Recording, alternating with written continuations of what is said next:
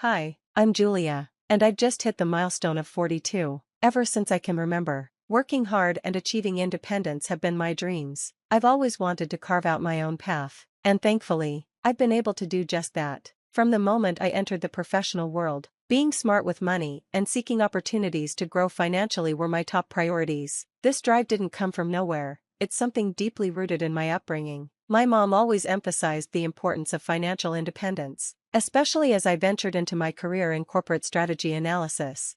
Meeting Albert, my husband, felt like a breath of fresh air. He's the kindest soul you could ever meet, but I can't say the same about my in-laws. Despite their coldness, with little love from my sister-in-law, brother-in-law, and mother-in-law, Albert and I got married. It's been 12 years now, and like any couple, we've had our ups and downs. Lately, though, I've sensed a chill between us, and I can't help but wonder if it's connected to some big news we received a few months ago. I remember that day so clearly. I had just come home from work, buzzing with excitement over some fantastic news. As I walked into the kitchen, Albert greeted me. "Hey, babe." "Hey, honey," I replied, my voice full of joy. "Guess what happened today?" Albert's curiosity was piqued, and he urged me to share. I told him I'd gotten a promotion at work. Unable to contain my excitement, I even broke into our signature happy dance, a little tradition we've had for 12 years, celebrating all our big moments, graduations, our engagement, wedding day, and even the news of our pregnancy. But as my dance came to an end, I noticed Albert wasn't joining in. Confused and a little disheartened, I asked him why he wasn't participating. With a sigh, a mix of disappointment and frustration in his voice, he said, "I'm happy for you, babe." His response was so unlike his usual enthusiastic self, leaving me to wonder what was really going on between us. Then, Albert shared his own news. "I got laid off," he said, his voice low, head dropped in what seemed like a mix of sadness and shame. The room went quiet, the kind of silence that felt almost unbearable. I stood there, at a loss for words, suddenly feeling guilty for my earlier excitement. My good news must have felt like salt in the wound.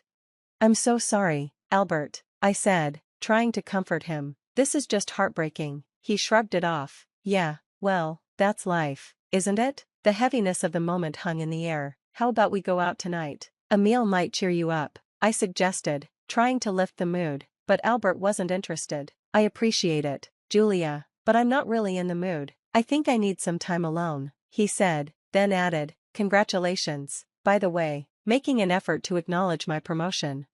The following days were less tense, but a sense of discomfort lingered. It was clear resentment was growing between us. Given the situation, I understood why Albert might feel envious. He had always leaned toward traditional roles, wanting to be the sole breadwinner while expecting a spouse who focused on home care. But that kind of lifestyle hadn't been feasible for us. We prioritized our children's private education, and I've always believed in earning my keep and achieving financial independence, values my mother instilled in me from a young age. With my recent promotion, I was getting closer to securing a comfortable future for us. Meanwhile, Albert's job loss remained a sensitive issue. He spent his days in a slump, neglecting house chores and diving into documentaries and video games. I chose to be patient instead of confrontational. A month passed, but his demeanor didn't change. Even the visits from my in-laws, whom I've never gotten along with, were more tolerated than anything. I pushed aside my discomfort to support Albert and care for his needs. "It breaks my heart to see you this way," one of them said during a visit that had all of them, my sister-in-law, brother-in-law, and mother-in-law, under our roof at the same time. Their presence tripled the tension, creating an atmosphere in our home that was hard to bear. I braced myself for the critical and judgmental comments, hoping that, despite everything, my in-laws' visit might provide Albert with some comfort during this tough time. But nothing could have prepared me for Roy's shocking remark. "I'm honestly surprised it was you who got laid off," he said, his tone dripping with condescension. "I would have thought Julia would be the one in that position first. Considering the way things usually go, you know, women are the ones who stay home with the kids more often." His outdated views left me speechless. Before I could respond, my mother-in-law barged into the room, her arms loaded with food and drinks for Albert, as if he were seriously ill rather than simply unemployed. "Oh, my poor baby," she exclaimed, her voice on the brink of tears. "This is just devastating." Albert tried to lighten the mood. "It's tough, but I'm not at death's door. Julia's been a huge support," he said, offering a weak smile, but his words did little to break the thick tension in the room. likely echoing Albert's traditional views, scoffed. A wife supporting her husband? What has the world come to? As if the situation weren't challenging enough, my sister-in-law suggested, maybe it's time to get dinner ready, we'll be here a while. Exhausted from my long workday, I felt my frustration building. After my promotion, I'd been pushing myself harder than ever, determined not to let up and show any weakness. The last thing I needed was more family drama, especially with Albert's job loss. I was already juggling the responsibilities of work and home life, and after a grueling day, I hoped for a bit of relief. Albert, do you think you could handle dinner tonight? I asked gently, hoping he could step up for once. On some days, he'd agree, but the results were often underwhelming, even though he used to be a decent cook before the layoff. With the kids staying with friends, it was just the two of us, cooking for a crowd, especially with my in-laws now in the house, was the last thing on my mind. I'm really tired from work lately, I said, offering an alternative. How about we order in? There's this fantastic place that does amazing noodles. My sister-in-law and mother-in-law gasped dramatically, clearly taken aback. You're going to order takeout? We're your guests, my sister-in-law exclaimed, her voice rising in offense. We hardly ever get invited here, and this is the reception we get? My mother-in-law joined in. Noodles? Really? That's just not acceptable. This younger generation's ideas are spreading everywhere, even to us. Julia, we understand you're busy, but Albert's going through a tough time. As his wife, shouldn't you at least make us dinner? I felt cornered, exhausted, and frustrated, but to avoid further conflict, I gave in. I understand your family, not strangers, I said, my voice tight, but seeing how important this is to you, I'll make dinner, just be patient. It might take a while, because I'm really tired. Just as I was about to start preparing the meal, Albert finally spoke up, his words taking me by surprise. She's been forcing me to cook dinner, he said quietly. The reaction was immediate and dramatic. My mother-in-law and sister-in-law looked as if they could hardly breathe from the shock. Roy's disapproval was evident on his face as he glared at me. She did what? How could you, Julia? That's so selfish, my brother-in-law snapped, accusing me of being the one at fault. Their judgment stung, making me question myself. Was I really the villain in their eyes for sharing household responsibilities with my husband, especially on days when I needed help? When I was utterly spent from work, Albert's voice cut through the exhaustion. I'm sorry, Julia, I didn't mean to make you out to be the bad guy, he said, though his words only seemed to add fuel to the fire. But it feels unfair to burden me with chores, given our roles, he added, echoing the antiquated beliefs that seemed to govern his expectations of marriage. Caught in a whirlwind of criticism for simply wanting a fair share of household responsibilities, especially during such exhausting times, I found myself apologizing for seeking balance in our partnership. Hearing the tremble in Albert's voice as he finished speaking softened my heart. It was clear he was struggling, caught in a grip of loss and confusion. Depression is a heavy weight that can immobilize even the strongest, leaving them adrift in a sea of hopelessness. Perhaps Albert was overwhelmed to the point where even the smallest tasks felt insurmountable.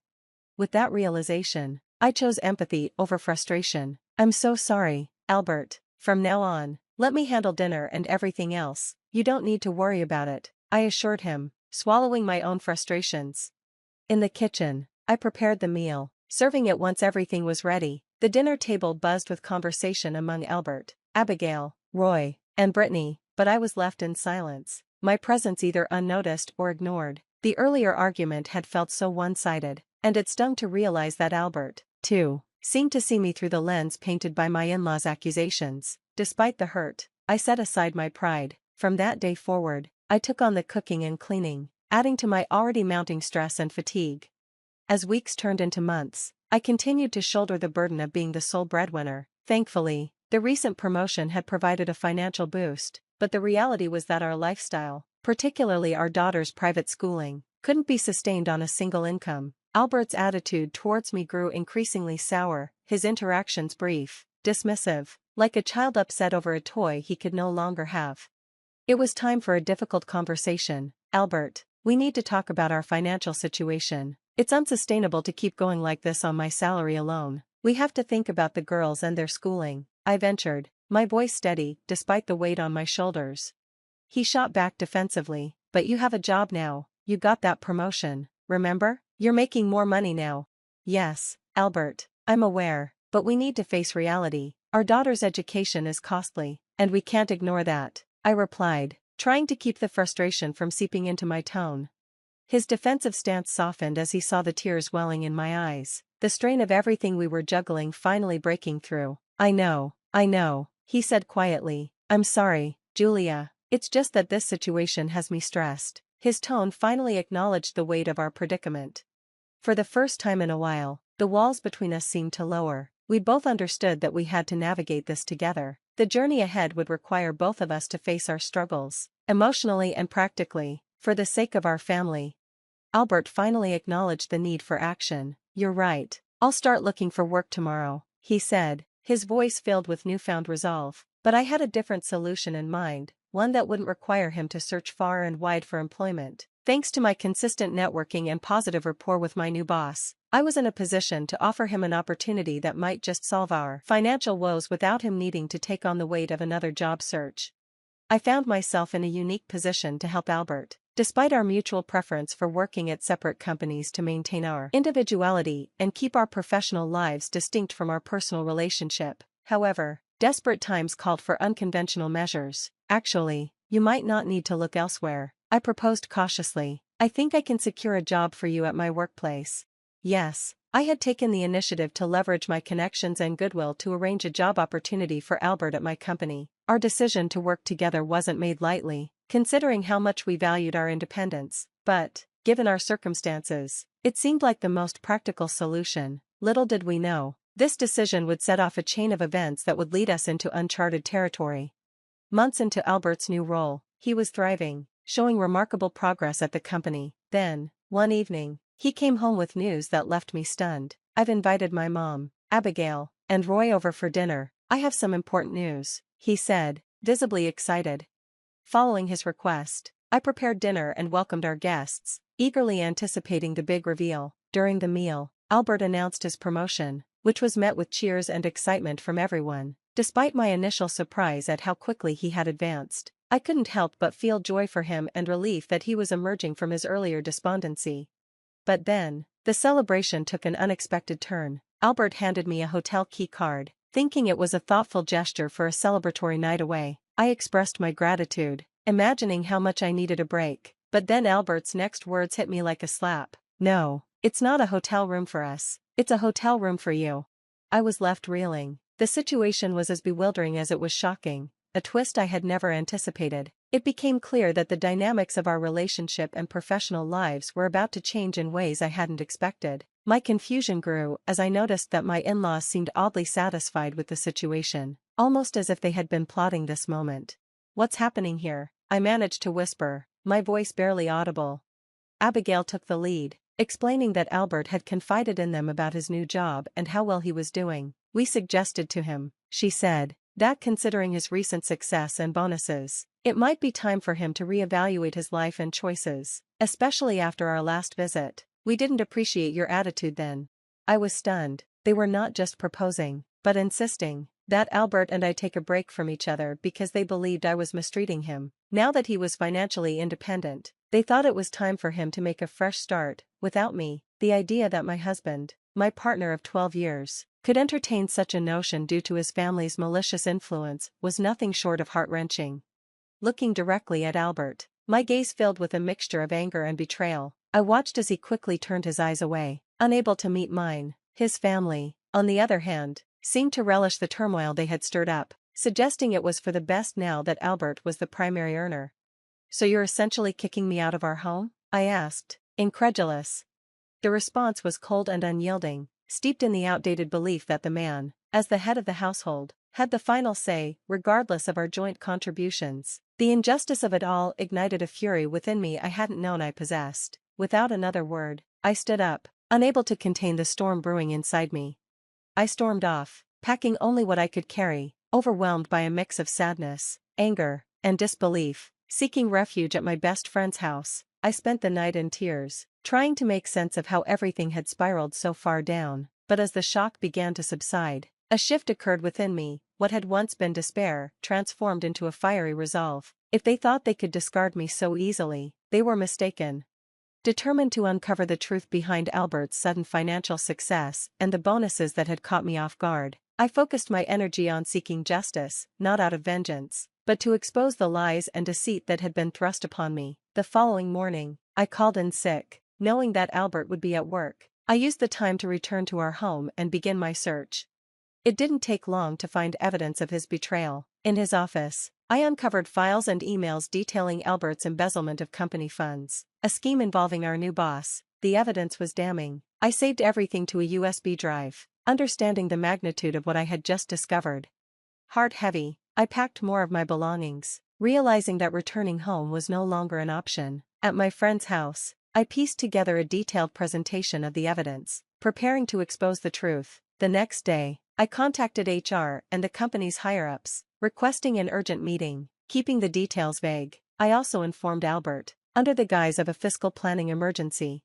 When the meeting was set, I dressed carefully, knowing the weight of what was about to unfold. As I entered the conference room, I felt a mix of exhilaration and nerves. Albert and our boss arrived last, their faces betraying panic at the sight of the leadership team gathered. I took control, presenting the evidence of their embezzlement. The room shifted from curiosity to shock, then to outrage.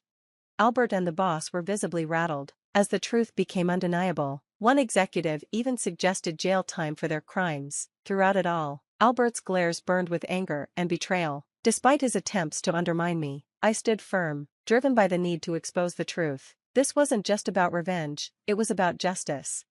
Albert, desperate and furious, shouted that I was lying and threatened to destroy me, even vowing divorce. His explosive reaction only further revealed the man he had become, driven by greed and desperation. As he attempted to storm out, security guards, whom I had stationed outside, blocked his path. The evidence was overwhelming, and the outcome was clear. Both Albert and our boss were dismissed and faced legal charges. Their departure was met with a media frenzy that I had orchestrated by tipping off journalists. The image of Albert, captured as he struggled to post bail, was a fitting testament to his actions and their consequences.